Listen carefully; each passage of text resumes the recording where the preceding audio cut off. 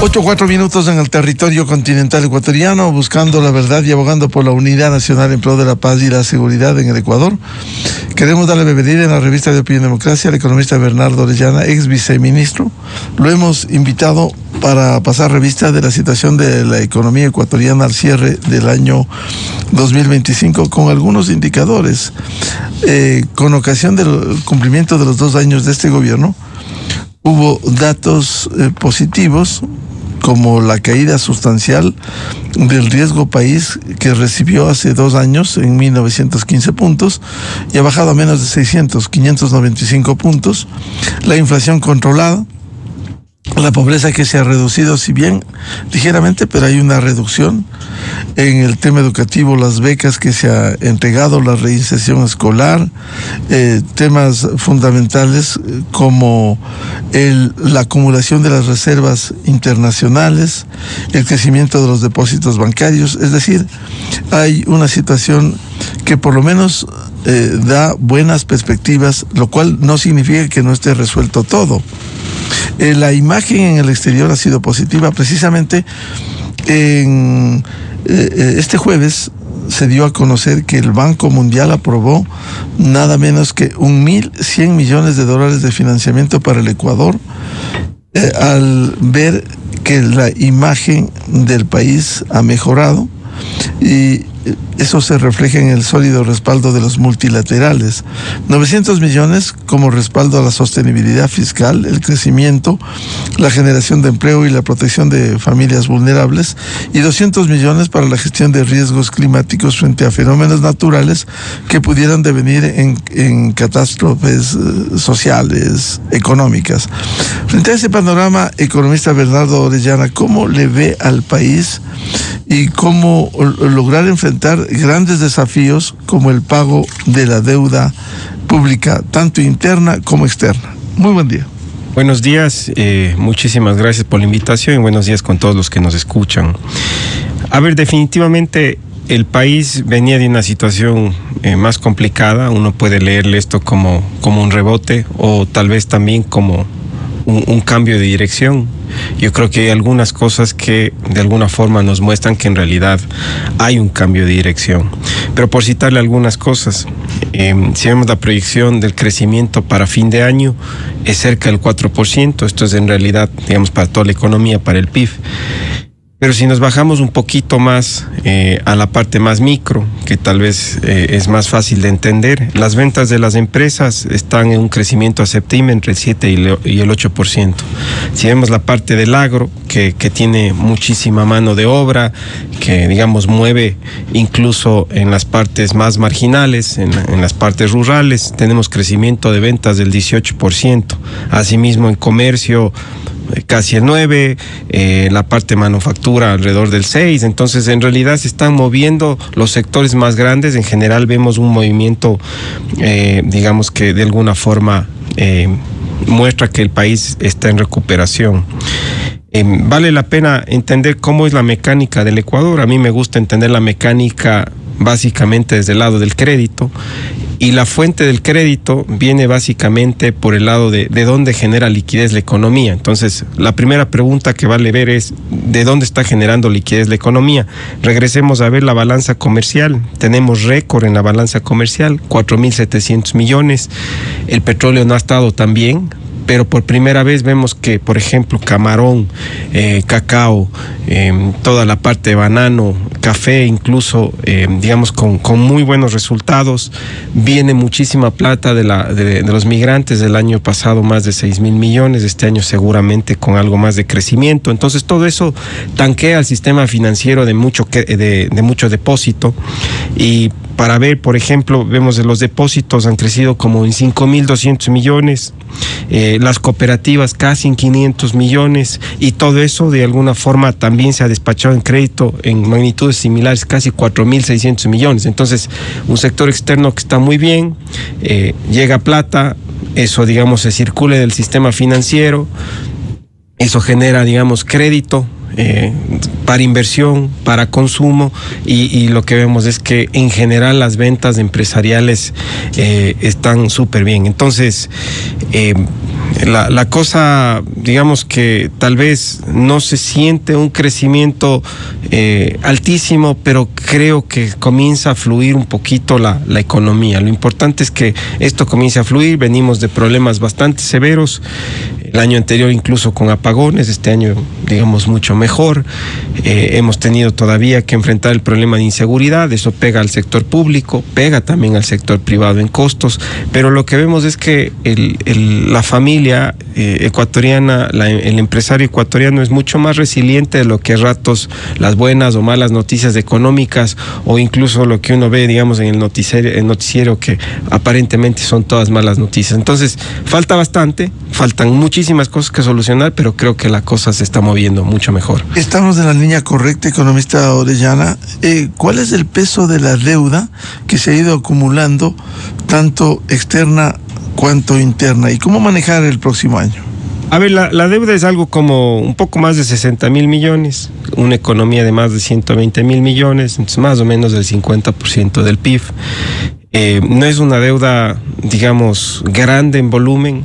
Tal vez lo que nos ha pasado a lo largo del tiempo es que es una deuda tal vez cara, y es una deuda cara no porque, digamos, la deuda como tal sea mala, sino el problema es que ante los ojos del mundo, el problema no es la deuda, el problema, digamos, ha sido esta bola de nieve de los déficits. La deuda no es nada más que la acumulación de los déficits pasados, una bola de nieve que si uno, digamos, acumula un déficit este año, más lo que tiene que pagar de los años anteriores, se va haciendo como una bolita de nieve. Para que el que nos escucha nos entienda, es como la dinámica que tuvo el país y que de alguna forma creo que está corrigiéndose. Es como que uno tenga una deuda altísima en la tarjeta de crédito. Y entonces, ¿no es cierto?, para pagar la otra tarjeta, para pagar una tarjeta, saca deuda con otra tarjeta. Entonces, digamos, a la final usted termina embarrándose en más y más y más deuda. Imparable, se vuelve una bola. Se vuelve impagable. Entonces, si es que no hay capacidad de pago, si no hay sostenibilidad en los ingresos. Por supuesto. Entonces, ¿qué ha hecho el gobierno? Hemos visto medidas de ingreso y medidas de gasto. La parte de los ingresos, creo que el IVA fue una medida rápida y con eso, digamos, la recaudación ha subido. Aparte de que, digamos, toda este crecimiento del 4%, estas ventas del 8%, etcétera, eso también genera mucha más, digamos, activación orgánica en la parte del IVA, en la parte del impuesto a la renta, etcétera. Se va recaudando más por eso también. Entonces, digamos, tuvimos la subida del IVA, tenemos buena actividad, y por otro lado, también hemos ido haciendo recortes en la parte más ineficiente del gasto. Entonces, tal vez la parte de los subsidios era la parte políticamente más difícil, pero técnicamente más fácil. Los subsidios definitivamente en la gasolina, en el diésel, no se iban a la gente más pobre, digamos, que sería el mejor de los casos, y tal vez en el caso medio, que al menos se quede acá, sino veíamos que había incluso muchísimo contrabando. Entonces, desde ese lado creo que también el recorte, aunque ha sido duro, aunque digamos es legítimo que en algunos lados existan diferentes preocupaciones, de alguna forma creo que era el gasto más ineficiente que teníamos. Entonces, con esas dos medidas, si vemos, hemos avanzado un montón. Uno puede ver el déficit fiscal, puede verle la parte primaria y la parte, digamos, neta, ¿no?, total, como le llaman los economistas. La primaria es antes de considerar los intereses. Ahí estamos casi encerados, estamos casi calzados. ¿Qué quiere decir eso? Que, digamos, de alguna forma hay un esfuerzo que en los últimos años tuvimos que recortar, digamos, muchísimo gasto público, y que en algunos puntos incluso, digamos, llegaba a complicarnos ya yo diría, la operación del gobierno. Entonces, digamos, cuando ya estamos más como de alguna forma cuadrados, encerados, lo que nos permite es, digamos, que el funcionamiento del gobierno un poco vaya ya con el tamaño que va generando los ingresos de la propia economía, y que de alguna forma podamos tener una provisión mucho más, yo diría, estable de los servicios públicos. Lo deseable es que de alguna forma podamos, con todo este esfuerzo, regresar a mercados. Es decir, yo diría, se ha trabajado muchísimo, y vemos que, al menos desde afuera, nos suben la calificación, pasamos de AAA a B, es decir, una deuda que, si bien todavía es una deuda, digamos... Eso es un buen síntoma en imagen. Claro, es una deuda que tal vez tiene su reto en pagarse, pero cada vez menor. Eso abre también que muchísimos inversionistas, muchísimos fondos de inversión que estén afuera también, digamos, tengan apetito hacia esa deuda, y entre más arriba esté la calificación, si podríamos ser BBB, seguramente lo que vamos a ver es que hay muchísimo más apetito y de alguna forma, digamos, el riesgo país colapsa. Entonces, incluso una mayor apertura para la inversión extranjera. Yo creo que dejémosle de lado a la inversión extranjera, pero pensemos que si el costo del dinero no llega a ser ni siquiera como el de Colombia o Perú, pero digamos, hoy por hoy el riesgo país está casi en 6%, 600 puntos, más 3.5 que nos cuesta el bono americano, estamos en 9.5, pero digamos que bajan unos 100 puntos más, ya podemos salir a mercado y con eso, digamos, podemos reacomodar un poco cómo vamos manejando la deuda externa. Hasta para salir con bonos. Claro, para salir con bonos, podemos comenzar a pensar en tal vez inversión para infraestructura en el sector eléctrico, hay que arreglar algunas cosas por ese lado, hay como pensar, digamos, en inversión que venga tal vez para el sector petrolero. Entonces, digamos, tal vez la deuda externa o la inversión, extranjera, que está más vinculada al gobierno, infraestructura, tal vez por ese lado creo que es la que inminentemente o más rápidamente puede venir, pero un poco lo que tenemos que tratar de hacer es que como país regresemos a la normalidad. O sea, ahorita estamos como... ¿Qué le pongo como ejemplo? Tal vez pensemos en que uno está como en el buró de crédito, ¿no? Está como moroso, mal pagador, y de alguna forma, digamos, en anteriores fases, como alguien que no podía pagar, que no le podía prestar nadie. Entonces, definitivamente el único camino que tenían eran los multilaterales. Entonces, desde ese lado, digamos, creo que vamos yendo hacia una normalidad. Los bonos, no son los bonos, los créditos que han venido del Banco Mundial, del BID, 1.000 y 1.000, son créditos igual a largo plazo. Los multilaterales nos siguen apoyando, esa es de alguna forma plata subsidiada, incluso con el fondo son plata que recibimos, digamos, a largo plazo, de alguna forma uno podría pensarle, para los que nos escuchan, con cuotas cómodas, ¿no es cierto?, a tasas relativamente bajas. Entonces eso nos da espacio para que nosotros podamos un poco ir haciendo el ajuste fiscal. Si no hubiera eso, tuviéramos que de golpe o dejar de pagar afuera, o simplemente, digamos, recortar, no sé, incluso salarios de la gente o cosas de ese estilo en el sector público. Entonces, digamos, la parte fiscal va mejorando, falta todavía muchas cosas que hacer, pero estamos casi encerrados, como le decía, en el déficit antes de ver la parte de los impuestos, y afuera nos ven bien, el riesgo país cae, la calificación mejora. Economista Orellana, ¿cómo cubrir el servicio de la deuda pública? Vieron ahora publicaba un análisis respecto de que el Ecuador destina casi el 40% de su presupuesto a pagar deuda pública.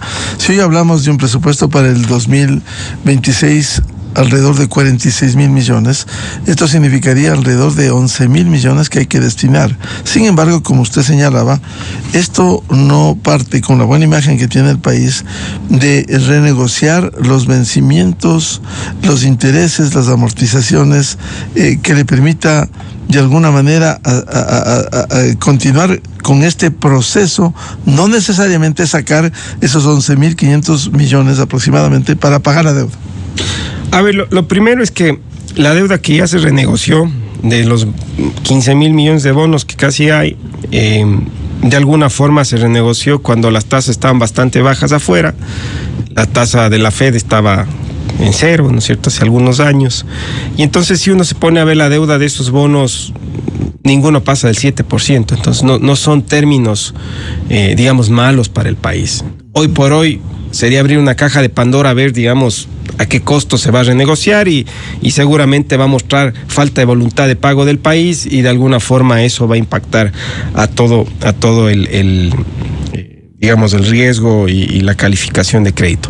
Ahora bien, yo a ratos creo que, yo diría, los economistas confunden y meten, digamos, las variables stock o digamos las cosas como que de balance, ¿no es cierto? La deuda, que es un balance, con las cosas de flujo, que tal vez es el presupuesto. Lo primero es el déficit, ¿no es cierto? Lo que se tiene que financiar directamente al siguiente año es el déficit y toda la deuda que no sea revolvente. Entonces, digamos, pongamos que el déficit del siguiente año sea de unos 3.000 millones, por poner un número, y que, digamos, si vemos la deuda local y la deuda externa, ¿no es cierto? Toda la deuda local se vuelva a dar la vuelta, como generalmente se lo hace. Y eso es normal, es igual que una empresa, digamos, que tiene deuda, no tiene que pagar toda la deuda el siguiente mes o el siguiente año, sino, digamos, de alguna forma va pagando, pero va refinanciando, ¿no es cierto? No es malo, es normal, es como tener una suerte de capital de trabajo. Y tal vez la única parte que tiene que pagar es la deuda de afuera. En la deuda de afuera tenemos, digamos, algo como 6.000 millones de amortizaciones, pero una gran parte de eso también son multilaterales que, siendo deuda tan larga, ¿no es cierto?, también le vuelven a retanquear con nueva deuda. Entonces, tal vez la deuda de afuera será 3.500, que en realidad hay que pagar, más lo del déficit. Entonces ya estamos hablando de números que son un poco más manejables. Ahora, no es solamente, digamos, desde ese lado, digamos, no hay nada que hacer. Claro que hay cosas que hacer en la parte presupuestal.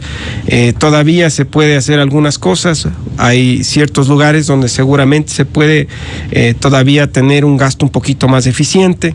Por la parte de los ingresos, todavía creo que hay espacio para hacer una recaudación más eficiente. Hay muchísimas exenciones tributarias. Por ahí, digamos, se podría apretar a un par de cositas y tal vez el déficit termina siendo un poco mejor.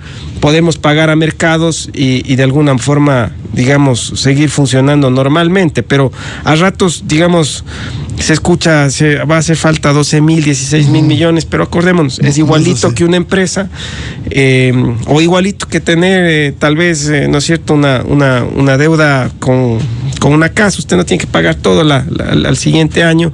Hay una parte, digamos, que digamos, está en el largo plazo, hay una parte que se vuelve a refinanciar y hay una parte, lógicamente, que sí hay que pagar. Economista Orellana, ¿es posible reducir aún más el déficit fiscal, que de alguna manera es una carga, y lograr un sostenido crecimiento económico, que quizás es uno de los objetivos importantes? Algo que nos ha mostrado la economía en estos últimos años, y vale la pena hacer esta comparación, el sector externo o las exportaciones, ¿no es cierto?, en general se sostenían por el petróleo. Ese sector se ha descuidado. Creo que hay que trabajarlo, hay que dar inversión, hay que repotenciar los pozos, etcétera. Pero pongamos de lado eso. Mire qué ha pasado con el sector privado. Tenemos exportaciones récord en camarón. Digamos, y no solamente es un factor de precio como tal vez ha sido en el pasado. Ha habido muchísima inversión, hay muchísima tecnología incluso a nivel genético, hay muchísimo posicionamiento a mercados, hay trabajo logístico, etcétera. Cacao, si bien ha sido por el precio, pero bastante bien, buena producción, y así con otros tal vez productos agrícolas, banano, café, etcétera, que son un poco más tradicionales. Pero la parte no tradicional, ¿no es cierto?, en general vemos que también crece en todo el sector externo. Entonces, no se necesita que el Estado sea el actor, digamos, principal, sino tal vez ser como la coestrella de la economía, pero un poco, si el sector externo está bien, si el crédito fluye, el sector privado va respondiendo de a poco. Economista Orellana, ¿es posible bajar sustancialmente el gasto público o no? Sustancialmente no. Lo que hay que pensarle no es solamente, digamos, en cómo es el gasto público en el número de hoy, ¿no es cierto?, la foto de hoy, pero tal vez pensarle en el gasto público con respecto al tamaño de la economía. ¿Por qué es importante pensarle así? Porque en realidad, ¿no es cierto?, cuando la economía crece, cuando hay más gente que se incorpora al sector laboral, cuando hay empresas que venden un poco más, los impuestos también crecen. Entonces, tal vez lo importante es mantener un poco el tamaño del Estado y dejar que la economía crezca, y entonces un poco, digamos, en relación relativa, hacer que el gasto caiga con respecto, digamos, al tamaño de la economía, al tamaño de la recaudación. Yo creo que va más por ese lado. Es difícil cortar, digamos, de entrada, por ejemplo, en la parte de salarios, que es tal vez una de las partes más gruesas, ¿no es cierto? Casi el 80% es uniformados, es decir, policías, militares, y el resto son, digamos, todo el personal de salud y el personal de educación. Entonces, pero el truco va por ese lado, hacer que la economía siga creciendo y que el gasto se haga relativamente más pequeño, que es un poco lo que ha pasado en los anteriores años, y así ha sido un poco la consolidación. Hemos visto recortes de por ahí 5,000 personas, por ahí, digamos, pocas renovaciones de contratos, pero no ha sido una cosa dramática donde, digamos, no sé, pues 50,000 personas salen de los ministerios. No hemos visto algo así. Entonces, digamos que también sería un poco de shock. Más bien ha sido una consolidación un poco larga. Pero hubo la salida que se anunció de 5,000. Pero 5,000 personas no es mucho, ¿no? Digamos, si vemos todo el tamaño del Estado. Y muchos de estos son, digamos, gente que estaba con contratos temporales, que de alguna forma no se les renueva. Entonces, digamos, hace de alguna forma justicia a esa temporalidad con la cual se les contrató. ¿Esta situación de la economía ecuatoriana no amerita poner nuevos impuestos o aumentarlos? Yo creo que va más por la parte de hacer eficiente la recaudación. Hasta los gringos tienen esto que se llaman los loopholes, ¿no es cierto? Ciertas exenciones por diferentes lados que creo que hay que repensarlas, hay que hacer una reingeniería de cómo se hace la parte de la recaudación, y más que tener más impuestos, yo creo que sería más como una suerte de reforma de tener una recaudación más eficiente. Es decir, por dónde se nos cuelan algunas personas o empresas, ¿no es cierto? Por donde hay algunos regímenes que quizá no tienen sentido y que de alguna forma tal vez, digamos, nos quitan 400, 500, 600, 700 millones de dólares al año. Economista Orellana, ¿cree usted que el país está sobreendeudado y que debiera ponerse límites a eso? El país, como decía, tiene una deuda PIB de alrededor del 50%, no es mucho. Lo que le falta tal vez al país, cuando uno habla de dinámica de deuda, habla de tres cosas, ¿no es cierto? ¿Cómo es el déficit? Es decir, digamos, cuánto más se pone esa bola de nieve, el costo de la deuda, que es un poco a qué velocidad crece esa bola de nieve, y el crecimiento, que es un poco tal vez lo único que hace que decrezca esa bola de nieve. Entonces el Ecuador ha estado bastante volátil en los últimos años por la parte política, por la parte fiscal, ha estado volátil en la parte de crecimiento. Entonces eso creo que un poco se ha sentado, y eso creo que le va a dar una estabilidad a que el país crezca más, o crezca, digamos, de una forma más consistente. Entonces, digamos, tenemos este fenómeno que le comentaba, que los gastos, la deuda con relación a la economía se van haciendo un poco más pequeños. El costo de la deuda también va bajando a medida que vamos, digamos, solucionando la parte fiscal, y al solucionar la parte fiscal definitivamente no le seguimos, digamos, haciendo crecer el costo de la deuda, a esta bola de nieve de la deuda. Entonces, la solución va por ahí, es una dinámica, digamos, valga la redundancia, es una dinámica que va, digamos, como le digo, en marcha. No es que uno corta y tiene que hacer un pago hoy y que se recorte todo, sino es un poco como la economía va creciendo más rápido en relación a las otras variables que tal vez le van saboteando la deuda. Una es la deuda externa, que hay que cumplir los compromisos, renegociarla, y otra la deuda interna. Economista Orellana, ¿cuánto peso tiene la deuda al IES? Que ha sido realmente una preocupación. Deuda, por un lado, el cumplimiento, aun cuando año tras año por mandato legal consta la entrega del 40% para el fondo de pensiones. También se está pagando el fondo de salud. ¿Cuán importante es esa deuda con el Seguro Social ecuatoriano y su peso en la composición de la deuda interna?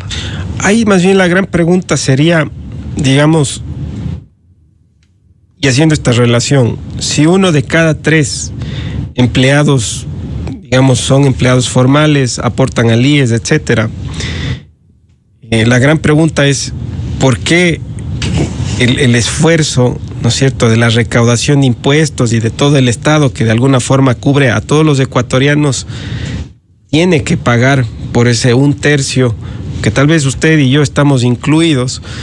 digamos, para el IES. Entonces, la gran pregunta desde la parte del IES es una dinámica propia. El IES necesita hacer algunos ajustes, seguramente en el largo plazo, para que pueda ser más sostenible. Tiene que ser un sistema que, digamos, casi se autosostenga, pero que no le ponga una presión fiscal enorme. No tengo los números frescos, pero seguramente estará, digamos, los aportes del gobierno entre 2.500 a 3.000 millones de dólares. Sí, 2.900 más o menos. ¿Sí? Entonces son casi 3.000 millones de dólares. Pero claro, ¿qué tan sostenible es seguir pagando esto en el largo plazo? E incluso, digamos, con las dinámicas demográficas, donde en realidad, digamos, tal vez los que reciben las pensiones, es decir, la población que va envejeciendo, en general pasa esto en todo el mundo, le va a ser cada vez más pesado. Entonces, creo que hay que... Sin el crecimiento de los activos, que son los que financian al IES. Definitivamente. Los afiliados. Pero claro, si es que, digamos, la parte fiscal no se resuelve, si es que las partes políticas no se resuelven, no se resuelve el crecimiento. Si no se resuelve el crecimiento, digamos, no fluye el crecimiento, no hay más empleo formal, y digamos, con eso de alguna forma podemos tener más contribuyentes. Entonces, digamos, es toda una dinámica que tiene muchas aristas, pero el IES como tal creo que es un capítulo aparte y que de alguna forma necesita hacer reformas de todo, ¿no? Desde cómo es la calidad del servicio hasta, digamos, tal vez cómo es la parte más actuarial. El propio modelo que tiene que ser sostenible en el tiempo. Definitivamente. Ahora, un tema. ¿Usted ve a la economía ecuatoriana que se ha reactivado, tenga sostenibilidad, lo que en los primeros trimestres de este año ha dado un crecimiento de alrededor del 4%? ¿Es sostenible eso? A ver, sostener al 4% no. Eso está por encima, de alguna forma, de como le llaman los economistas, del PIB potencial, ¿no es cierto? La velocidad crucero a la cual, digamos, el Ecuador puede crecer. El Ecuador, tal y como está, más o menos debería crecer al 2% en promedio. Entonces, seguramente lo que vamos a ver es que comenzamos a converger hacia un crecimiento un poco más bajo, seguramente el siguiente año, que será entre el 2 y el 2.5, pero ya son, digamos, 2 años que tendríamos crecimiento. ¿Por qué el Ecuador un poco está así? Y el Ecuador está muy pegado a ciclos de consumo. Y el consumo sirve para crecer unos pocos trimestres, un par de años. Y en realidad lo que necesitamos es un Ecuador que invierta más. Pero para eso, ciertamente, ¿no es cierto?, incluso desde el sector privado, desde el sector público, necesitamos que se afiancen las finanzas públicas y que podamos, por ejemplo, volver a invertir en sectores estratégicos, en carreteras, en infraestructura, etcétera, ¿no es cierto? Y también desde el sector privado, ¿no es cierto? Si seguimos con esta dinámica externa, si es que la deuda pública no absorbe, digamos, toda ese superávit externo, que también viene por la parte fiscal, ¿no es cierto? La provisión de depósitos y la provisión de crédito también le permite al empresario un poco ver a largo plazo, invertir, y entonces los ciclos se tienden a ser un poco más de mejor crecimiento y más sostenidos. Bien, muchas gracias por ilustrarnos al ex viceministro Bernardo Orellana. Temas de interés, los desafíos de la economía ecuatoriana. Muy amable. Muchísimas gracias por la invitación y un buen día para todos. Muy gentil. 8:32 minutos en el territorio continental ecuatoriano. Vamos a una pausa. Ya volvemos para hablar de Quito y sus desafíos con el arquitecto Fernando Carrión. Desde 1984 con Gonzalo Rosero. La revista de opinión Democracia. Siempre líderes, siempre confiables. Enseguida regresa Miguel Rivadeneira.